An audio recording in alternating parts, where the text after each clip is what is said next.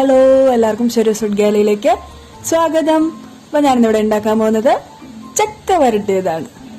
കണ്ടോ, നല്ല അടിപൊളി സാധനമാണ്. നമുക്കിതുകൊണ്ട് ചക്ക അപ്പം ഉണ്ടാക്കാം, ചക്ക പായസം കഴിക്കാം, ചുമ്മാ ഇതുപോലെ തന്നെ കഴിക്കാം.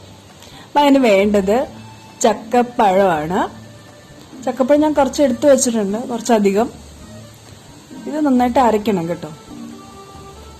ഓക്കെ. പിന്നെ ശർക്കര ഒരു 1.5 ബൗൾ ശർക്കരയാണ് ഞാൻ ഉരുക്കിയെടുത്തേക്കുന്നത്. കല്ലും മണ്ണൊക്കെ ഉണ്ടായിരുന്നു, അതെല്ലാം കളഞ്ഞ് മാറ്റിയെടുത്തു. പിന്നെ നെയ്യ് 6 ടീസ്പൂൺ നെയ്യാണ് ഞാൻ എടുത്തേക്കുന്നത്. പിന്നെ ചുക്കുപൊടി ഒരു 1.5 ടേബിൾ സ്പൂൺ അത്രയും വേണം. ഇനി നമുക്ക് നേരത്തെ കാണിച്ച ചക്കയില്ല, ആ ചക്ക നമുക്ക് അരച്ചെടുക്കാം. ഈ അരച്ചത് വേണ്ടത് ഒരു 6 ബൗൾ ചക്ക അരച്ചതാണ് ഞാൻ എടുത്തേക്കുന്നത് കേട്ടോ. അപ്പൊ ഇതെന്നാ മിക്സിയിൽ അരച്ചെടുക്കാം. അപ്പൊ ഇത് ഭയങ്കരമായിട്ട് അങ്ങ് അരയണ്ട, ഒരു കുഞ്ഞു കുഞ്ഞു കഷ്ണങ്ങളൊക്കെ അതിനകത്ത് വേണം. ഒരു ജസ്റ്റ് ഒന്ന് ഒരു 2-3 മിനിറ്റ് ഒന്ന് കറക്കിയെടുത്താൽ മതിയാവും. പണ്ടൊക്കെ ഇത് അരിഞ്ഞ് വേവിച്ച് അരച്ചെടുക്കുക അങ്ങനെയൊക്കെയായിരുന്നു. അപ്പൊ ഇങ്ങനെ ഉണ്ടാക്കുകയാണെങ്കിൽ കുറച്ചുകൂടെ എളുപ്പമാണ് കേട്ടോ. കണ്ടില്ലേ, ഇപ്പൊ ഒരുപാട് അങ്ങ് അരിഞ്ഞിട്ടൊന്നുമില്ല. ഇനി നമുക്കത് ഉരുളിയിലേക്ക് മാറ്റാം. ഈ ശർക്കര പാനി അതിലേക്ക് ഒഴിക്കാം. നിങ്ങളുടെ കയ്യിൽ നല്ല ശർക്കരയാണെങ്കിൽ ശർക്കരയായിട്ട് തന്നെ ഇട്ടാലും മതി കേട്ടോ.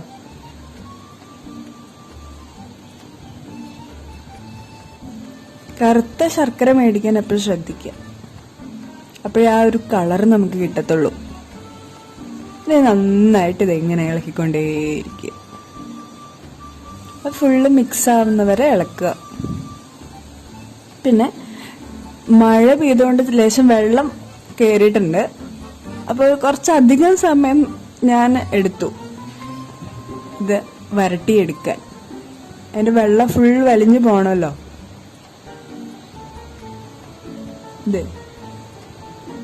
അത് ഇളക്കി കഴിയുമ്പോൾ ഈ കളറിൽ കിട്ടും. ഇപ്പിതിങ്ങ് ഇളക്കുക. ത്രൂ ഔട്ട് ഇളക്കണമെന്നില്ല കേട്ടോ. വെള്ളം ഉള്ളത് കൊണ്ട് ഇത് തെറിക്കും, അറിയാലോ. ചക്ക വരട്ടിയവർക്കറിയാം, ഇല്ലാത്തവർക്കായിട്ട് ഞാൻ പറയാണ്. ആ ഗ്യാസിൽ അപ്പൊ നമ്മൾ അടുപ്പത്താണെങ്കിലും ശരി ഇതിങ്ങനെ തെറിക്കും. അപ്പൊ സൈഡില് പാത്രങ്ങളെല്ലാം മാറ്റിക്കോള്, അല്ലെങ്കിൽ വേറെ എന്തെങ്കിലും സാധനങ്ങൾ വെച്ചിട്ടുണ്ടെങ്കിൽ അതൊക്കെ എടുത്ത് മാറ്റുക, അല്ലെങ്കിൽ ഇങ്ങനെ തെറിച്ചോണ്ടിരിക്കും.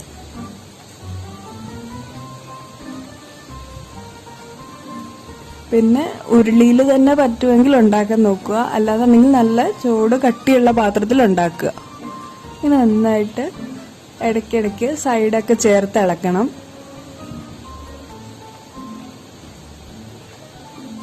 ഇതിപ്പോഴൊന്നും അടി പിടിക്കില്ല, ആ അവസാനം ഘട്ടമാകുമ്പോഴത്തേക്കുമാണ് ഇത് അടി പിടിക്കുന്നത്.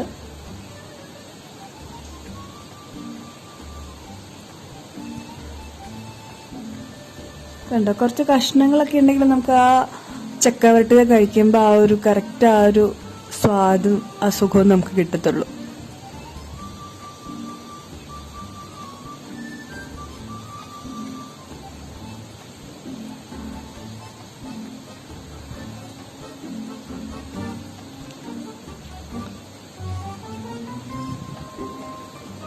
അപ്പോൾ ഇത് കുറച്ചുകൂടെ ഒന്ന് വഴട്ടിയെടുത്തിട്ടുണ്ട്.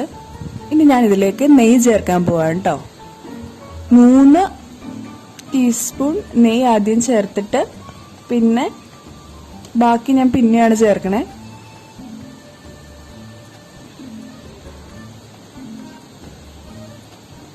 ഇനി നമുക്ക് നന്നായിട്ട് മിക്സ് ചെയ്യാം.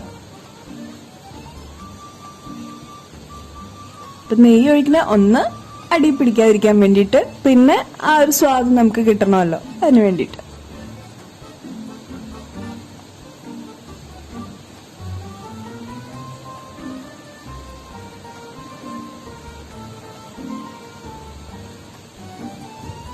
ഇത് എത്രയധികം വരട്ടിയെടുക്കണോ അത്രയും നല്ലതാണ്. അപ്പം വീണ്ടും നെയ്യ് ഒഴിച്ചു, 3 ടീസ്പൂൺ നെയ്യ് ഒഴിച്ചു.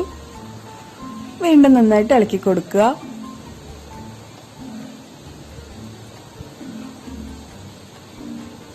അപ്പൊ ഞാൻ മൊത്തം 6 ടീസ്പൂൺ നെയ്യ് ഒഴിച്ചിട്ടുണ്ട് കേട്ടോ.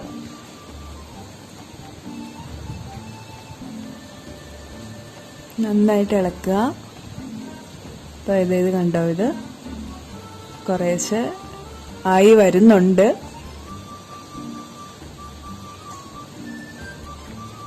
നമുക്ക് ചുക്കുപൊടി ചേർക്കാം.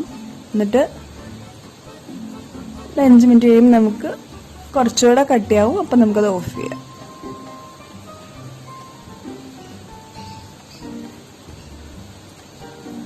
നന്നായിട്ട് ഇളക്കണം, എല്ലായിടത്തും പറ്റണം.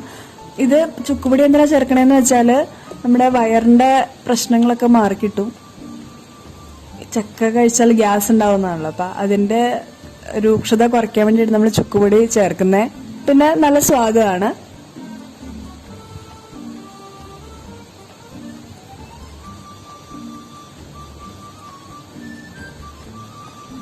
നന്നായിട്ട് ഇളക്കുക. കണ്ടോ പായത് കണ്ടോ, എന്റെ കറക്റ്റ് പാകമായിട്ടുണ്ട്. ഇപ്പൊ വെള്ളം കയറിയതുകൊണ്ടാണ് ഇത് ഒരുപാട് സമയം എടുത്തത് കേട്ടോ. ഏകദേശം ഒരു 3-4 മണിക്കൂറോളം എടുത്തിട്ടുണ്ട്.